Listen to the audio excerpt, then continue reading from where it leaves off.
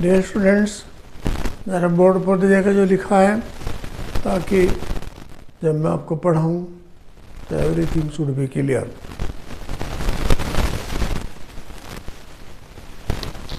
Hello dear students, आज हम पढ़ेंगे नरेशन।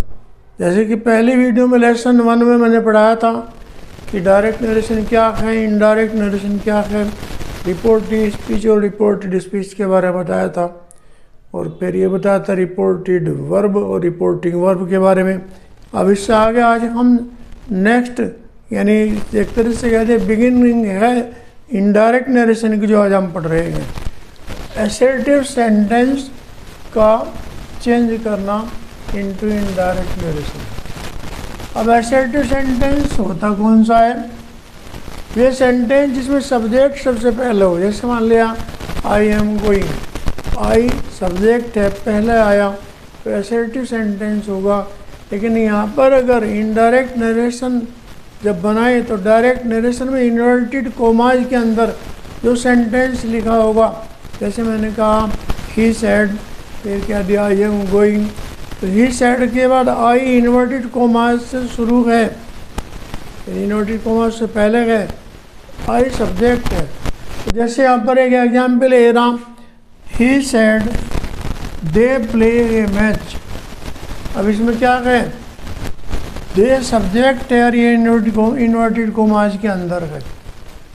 तो इसका मतलब है कि असर्टिव सेंटेंस है। अब इसको बदलेंगे कैसे, अब ये पूरा पढ़ेंगे। यहाँ पर देखें, इनडायरेक्ट नरेशन बनाना है असर्टिव सेंटेंस का, और सबसे पहले रिपोर्टिंग वर्ब को देखते हैं। तो यहाँ पर लिखा रिपोर्टिंग वर्ब का चेंज करना, यानी टू चेंज रिपोर्टिंग वर्ब। जैसे से, सेड, सेड, इनमें ऐसे आईडी, इन तीनों में क्या है, टू नहीं लगा। तो अगर से का तो से रह जाएगा, सेज का तो सेज रह जाएगा। जब इनडायरेक्ट नरेशन बनाएंगे तो सेड है तो सेड रहेगा। लेकिन अगर इनके साथ टू लगेगा तो फिर चेंज हो जाएंगे। जैसे यहाँ पर से टू के साथ टू लगा तो टेल हो गया, सेज टू के साथ टू लगा तो टेल्स हो गया, तो सेड टू के साथ टू लगा तो टोल्ड हो गया। फिर दूसरा चेंज है कंजक्शन दैट का प्रयोग, यानी जैसे he said they play A match, तो ये सेंटेंस पार्ट है, ये सेंटेंस का पार्ट ये है। इन दोनों को जोड़ने के लिए जिस शब्द का प्रयोग करेंगे that will be called conjunction. तो यहाँ पर जैसे इन दोनों सेंटेंस को जोड़ेंगे तो दैट कंजक्शन का प्रयोग आएगा, फिर इन्वर्टेड कोमाज हट जाएंगे। फिर नेक्स्ट है रिपोर्टेड वर्ब का टेंस चेंज करना। कब होगा चेंज? जब रिपोर्टिंग वर्ब में सेड या सेड टू हो। जैसे यहाँ पर सेड है, यहाँ भी सेड है, और इसके बाद देख रहे यहाँ सेड टू है। तो यदि रिपोर्टिंग स्पीच में से या सेज या सेड है खाली, तो फिर ये देखेंगे इनको चेंज कैसे करेंगे। लेकिन से या सेज अगर है तो तब रिपोर्टेड वर्ब का टेंस नहीं बदलता। तो ये इसमें यहाँ पर लिखा है कि रिपोर्टेड वर्ब का टेंस चेंज करना कब होगा? जब रिपोर्टिंग स्पीच में रिपोर्टिंग वर्ब सेड हो या सेड टू हो। अब इसी के एग्जाम्पल लेने से पहले कुछ हेल्पिंग वर्ब हैं जो प्रेजेंट से पास्ट में बदलेंगे जब डायरेक्ट से इनडायरेक्ट बनाएंगे। जैसे विल यदि डायरेक्ट में है तो रिपोर्टेड स्पीच में विल का वुड हो जाएगा। सेल यदि डायरेक्ट में है तो रिपोर्टेड स्पीच में सेल का शुड हो जाएगा। फिर इसी तरह से यदि वर्ब की सेकंड फॉर्म है तो हेड वर्ब की थर्ड फॉर्म कर देंगे। इसके सबके एग्जाम्पल बनूंगा अभी मैं, अभी कुछ थोड़ी एग्जाम्पल लिया है, इनको मैं आगे पढ़ाऊँगा। यदि रिपोर्टेड वर्ब में इजारम है तो उसका वाज वर्ब बनेगा। यदि रिपोर्टेड स्पीच में हैज है वह तो उसका हेड बनेगा। यदि रिपोर्टेड स्पीच में कैन है तो कुड बनेगा, और मेक है तो माइट बनेगा, सेल है तो शुड बनेगा। और यदि वाज या वर्ब के साथ वर्ब की फर्स्ट फॉर्म आईएनजी लगाए तो वो हैड बीन वर्ब की फर्स्ट फॉर्म में आईएनजी हो जाएगा। अब कुछ एग्जाम्पल लेते हैं। पहला एग्जाम्पल है, यदि रिपोर्टेड स्पीच में वर्ब की सेकंड फॉर्म हो तो तब हम क्या करेंगे। सॉरी, यदि रिपोर्टेड स्पीच में वर्ब की फर्स्ट फॉर्म हो तो तब हम क्या करेंगे। तो he said they play A match. अब यहाँ पर आप देख रहे प्ले फर्स्ट फॉर्म में, अब इनडायरेक्ट बनाएंगे तो प्ले का प्लेड हो जाएगा। अब सेंटेंस है ही सेड, अब रिपोर्टिंग वर्ब सेड है तो सेड के साथ टू नहीं लगा, इसलिए टोल्ड नहीं बनने का, केवल इसका सेड रह जाएगा। तो ही सेड का बन गया ही सेड जुगतू रहा।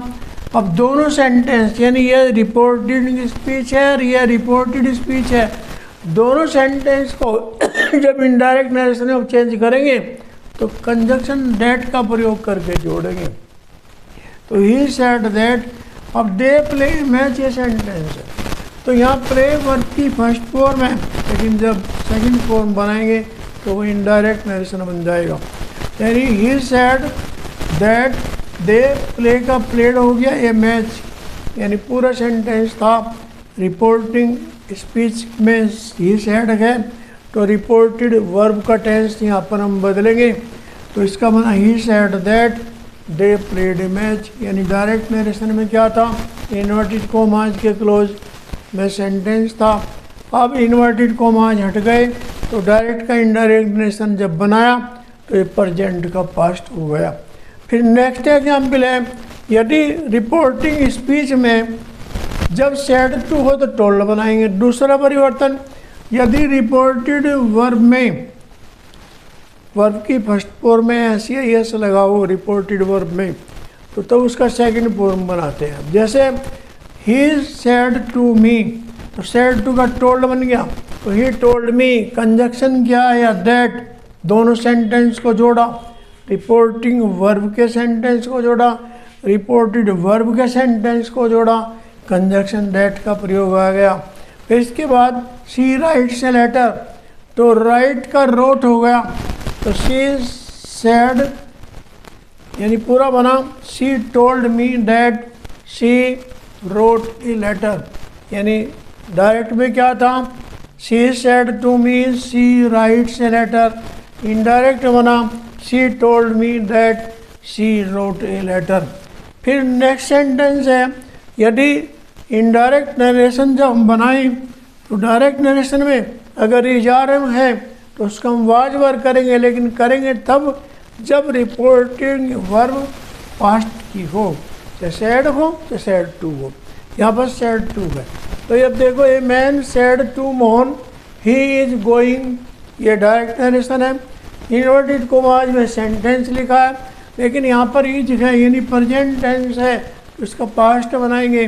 अब इसका बनेगा a man told Mohan, said to का टोल्ड बन गया, ए मैन टोल्ड मोहन, ये मैन सेड टू मोहन का बना एट मैन टोल्ड मोहन।